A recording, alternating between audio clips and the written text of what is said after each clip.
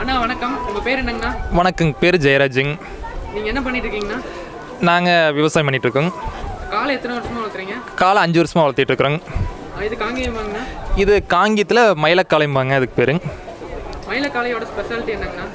நம்ம காங்கி இனத்தில் முதல் மயிலக்காலை தான் ஃபஸ்ட் இருந்துச்சு. அதுக்கப்புறம் வந்து தான் மற்ற ப்ரீடெல்லாம் உள்ளதே. இது மயிலக்காலை தான் நம்ம காங்கியத்துக்கு அடையாளமான இருக்குதுங்க. நீங்கள் காலை வளர்த்துறீங்க, அதுக்கு ஸ்பெஷலாக ஏதாவது தனியாக கவனம் செலுத்தணுமா காலை வளர்த்துறதுக்கு? கண்டிப்பாங்க, இது 2 நேரம் கவனம் செலுத்தணும்.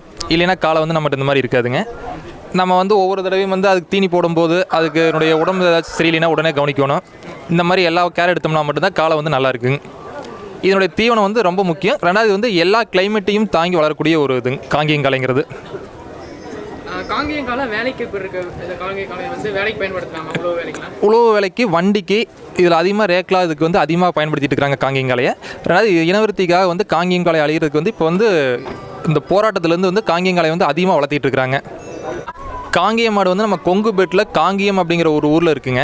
அதை சுற்றி இருக்கக்கூடிய எல்லா இதுலேயும் காங்கேயம் வளரும். நம்ம இருக்கக்கூடிய கொழுக்கட்டை பில்லுன்னு சொல்லி ஒன்று இருக்குங்க. அதை சாப்பிட்டே இயற்கையாக இருக்கும். இதுக்கு நம்ம தனியாக ஸ்பெஷலாக எந்த ஒரு தீவனம் பண்ண வேண்டியதில்லை.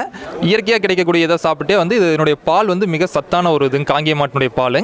அதுக்காக இந்த பாலினுடைய இது A2 மில்க் அப்படின்னு சொல்கிறாங்க. இது ரொம்ப சத்தாக இருக்குது. நம்ம நார்மலாக இருக்கக்கூடிய பில்லை சாப்பிட்டே இது ஆரோக்கியமாக வாழக்கூடியதுங்க. எந்த கிளைமேட்டுக்கு வெயிலாக இருந்தாலும் சரி, மழையாக இருந்தாலும் பனியாக இருந்தாலும் தாங்கிட்டு இயற்கையை ஒத்துழு போகக்கூடியதுங்க.